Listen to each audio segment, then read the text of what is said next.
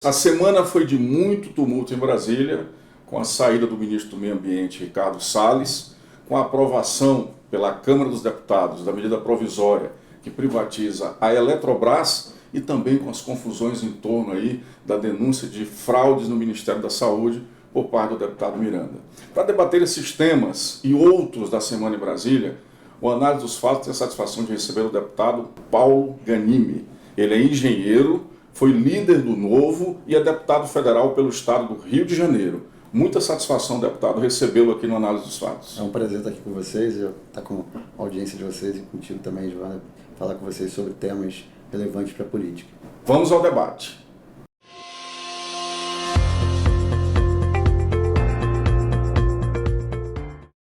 Brasília começou aí a semana no debate em torno da votação da medida provisória da Eletrobras na Câmara dos Deputados. Deputado Paulo, o senhor inclusive se manifestou por diversas vezes em plenário, foi uma voz ativa e contra inclusive parte do texto dessa medida provisória. Nós queríamos muito a sua avaliação. A medida provisória ela era positiva, a gente foi favorável, defendeu, somos totalmente favoráveis ao processo de capitalização ou até mesmo a futura privatização da Eletrobras. O problema é que entre o texto que chegou aqui na Câmara, vindo do governo federal, e o texto que foi aprovado ao final das contas, tem uma diferença muito grande. Foram incluídos o que a gente chama de jabuti, né? Aquele jabuti em cima da árvore, coisa que a gente não sabe o que está fazendo ali, como é que foi parar ali. Foram incluídas várias coisas ali dentro que prejudicam muito, principalmente o consumidor, a população brasileira. Deputado, o Partido Novo, ele chega à política brasileira aí com um novo olhar sobre a forma de fazer política. Entre as defesas do partido está aí, inclusive, a diminuição do tamanho do Estado, né? Nós temos um Estado muito grande e um Estado indefinido, né? No Brasil, a gente não sabe o que somos. Um Estado que, ao mesmo tempo, é um grande guarda-chuva, digamos assim, para o setor empresarial e descoberto para aqueles que mais precisam. Qual que é o seu olhar aí para a gente equilibrar essa situação, essa mudança que o Estado brasileiro precisa ter? Na verdade, a gente defende muito que o Estado tem um papel muito importante. Eu entrei para a política porque eu acho que a política pode ajudar muito a resolver o problema da vida dos brasileiros. O problema todo é, não dá para fazer tudo. Se a gente concentrar tudo o que a gente precisa na mão do Estado, acaba que o Estado não faz nada bem feito e gasta muito. E esse é o caso hoje. Hoje a gente tem uma estrutura estatal, seja nível federal, nível estadual, nível municipal, que é pesada, que é inchada, que serve para criar cargos políticos, cargos para alimentar, inclusive, a eleição dos candidatos, vereadores, governadores, deputados e tudo mais. E no final das contas, a gente tem o quê? Saúde pública que não funciona direito, a gente tem segurança que é precária, a gente tem educação que é precária. Se a gente concentrasse nesses três pontos principais, talvez aí entrando também na parte de infraestrutura e tudo mais, a gente conseguiria atender aquilo que a população mais precisa. E de resto, vamos deixar a população resolver o próprio problema. O que você prefere? Ter dinheiro, salário, condição de trabalhar, ir lá e pagar suas contas ou ficar recebendo o auxílio do Estado? Qualquer brasileiro vai falar, eu gostaria de ter um emprego que me desse dignidade, não ficar às custas do Estado. Mas hoje a gente faz o contrário, a gente tira dinheiro do cidadão com impostos altíssimos, carga tributária super elevada, para dar um serviço ruim.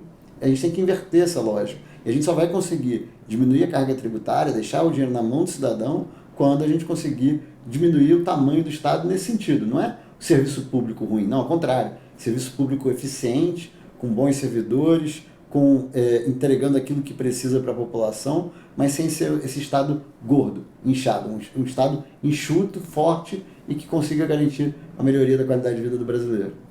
Qual que é a defesa do Novo em relação à política de privatizações? O que eu tenho visto é que vocês defendem sim que nós temos que diminuir aí o Estado. Muitas dessas empresas não precisam ser empresas públicas, elas custam muito, inclusive, ao erário, elas custam muito à nação. Mas qual seria a defesa de vocês? Que modelo de privatizações o Brasil precisa realizar? Claro. Bom, começando do processo de privatização, ou até mesmo da existência de empresa pública, o governo ele tem que garantir saúde, segurança, educação e justiça, né? Que são bases do Estado. Mas mesmo dentro desses, não necessariamente é o governo que tem que prestar o serviço. A gente pode ter, na segurança e na justiça é mais difícil, a não ser o Estado prestando serviço. Agora, na saúde a gente já tem casos hoje muito claro, a gente tem alguns modelos em que são empresas privadas que têm parceria com o governo, são inclusive integrantes do SUS e que prestam serviço para o cidadão.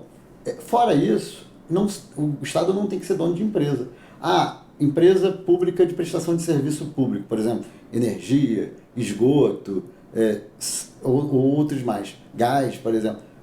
É o Estado garantindo aquele serviço através de uma empresa privada. Não precisa estar na mão do Estado. Por quê? Porque a gente entende que quando está na mão do Estado tem vários problemas. Ineficiência, uso político daquela empresa, é o que mais acontece, e muito mais. Agora, quando a gente faz isso, traz isso para a iniciativa privada, a gente tem concorrência, a gente tem o controle do Estado através das agências reguladoras. Como privatizar? Hoje em dia, a gente está cada vez mais profissional nisso. O BNDES hoje tem dentro do BNDES, tem dentro do governo secretaria especializada nisso, que fazem modelos que funcionam. Alguns não funcionam, a gente tem que melhorar isso. Mas tem que ser um modelo em que, primeiro, o preço inicial de venda já tem que ser um preço bom, mas não necessariamente um preço altíssimo. Lá no Rio, por exemplo, a gente teve a privatização do Galeão, teve um pagamento inicial altíssimo, que não é condizente com a realidade do Galeão. A empresa pagou um valor muito alto, provavelmente, inclusive, por questões não muito republicanas. Sim. E talvez alguém tenha ficado com parte desse dinheiro, e no final das contas a operação é deficitária.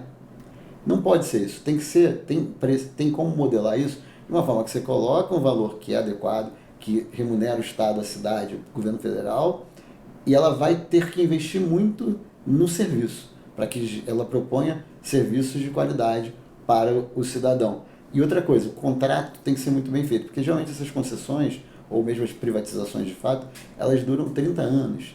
Então, se você não fizer uma modelagem em que a regulação, o controle, a fiscalização, e que se a empresa não cumprir com o que ela deveria, ela é multada, punida, inclusive pode perder o contrato, aí não dá certo. Então, a gente tem que ter também fiscalização. Aí entra outro problema. Os nossos órgãos de controle, Tribunal de Contas e tudo mais, Controladoria Geral da União, agências reguladoras, também tem que ser bem aparelhadas, não aparelhadas politicamente, mas aparelhadas para uso técnico, com bons quadros, com servidores de carreira, com técnicos e tudo mais, e com a quantidade adequada para que eles possam fazer o seu serviço. Que não é o caso hoje em alguns desses órgãos que estão lá com indicação política, aparelhado com indicações antigas, inclusive políticas e tudo mais, e acabam que não prestam serviço bom. Quem paga a conta é o cidadão, que tem um serviço precário, mesmo quando foi privatizado.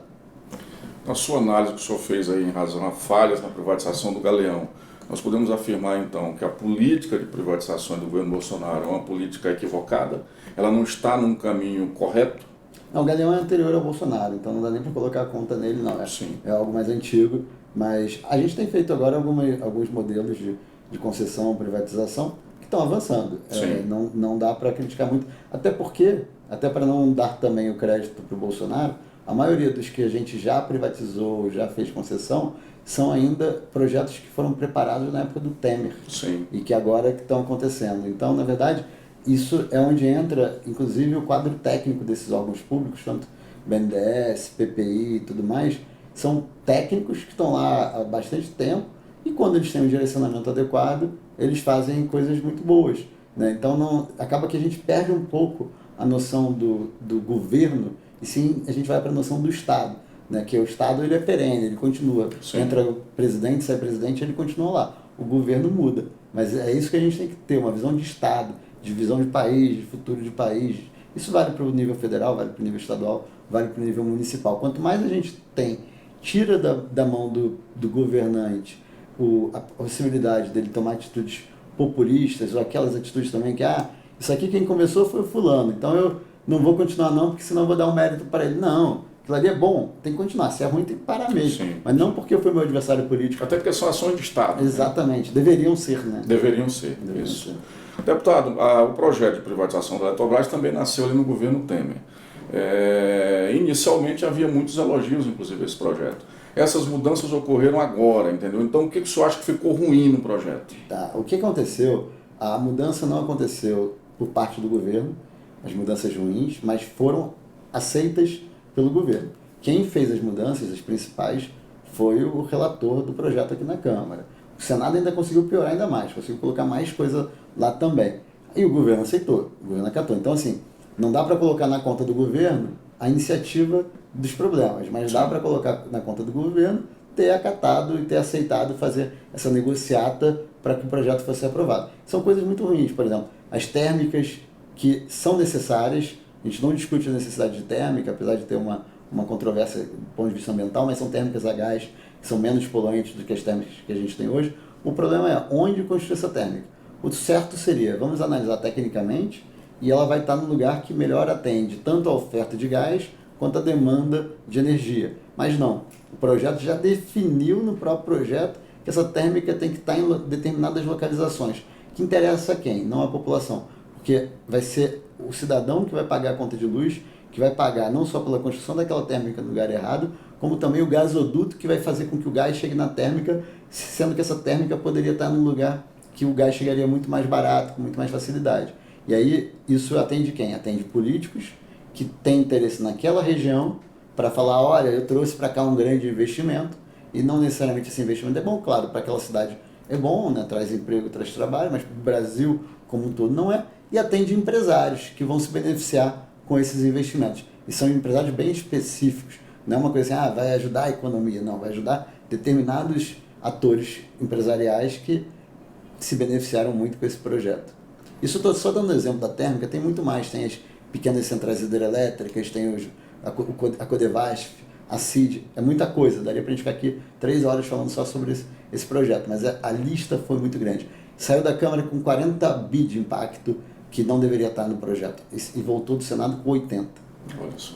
No próximo bloco, nós vamos discutir aí a saída do ministro do Meio Ambiente, Ricardo Salles.